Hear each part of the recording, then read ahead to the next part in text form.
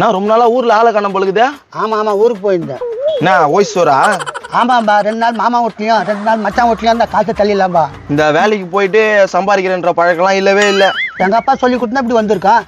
எங்க அப்பா இப்படிதான் இருந்தாரு. நல்லா இருந்தாரு. டேய் எங்கடா போறா? ஏதோ வேலைக்கு தான் அதான் போயினுக்கிறேன். வேலைக்கு போறியா? ஒரு நிமிஷம் இங்க வா. என்னடா வேலைக்கு போறேன்றிய சும்மா இது மாதிரி உட்கார முடியுமா? நான் பேசுறேன் இது போல யாருக்கிட்டனா பேச முடியுமா? அது எப்படி முடியும் வேலைக்கு போற இடத்துல? அதை தான் நானும் சொல்றேன். நம்ம நினைச்சதை சாப்பிட முடியாது, நம்ம நினைச்ச மாதிரி தூங்க முடியாது, நம்ம நினைச்ச மாதிரி உட்கார முடியாது. ஆமா இன்னும் ஏன் நம்ம நினைச்ச மாதிரி துணி கூட போட முடியாது, நம்ம நினைச்ச மாதிரி முடி கூட வெட்ட முடியாது. எனக்கு அந்த கவலை இல்லப்பா. உனக்கு முடியலன்றதுனால இல்லைன்றியா? சரி நீ கம்முன்னு மூணு உட்காரு. இப்ப நான் தான் சொல்றா நீ ஒரு இடத்துல போய் அடிமையா இருக்கணும்னு ஆசைப்படுறியா? நீ இருக்க மாட்டேன், இருக்கவே மாட்டேன். அப்ப இங்க வா.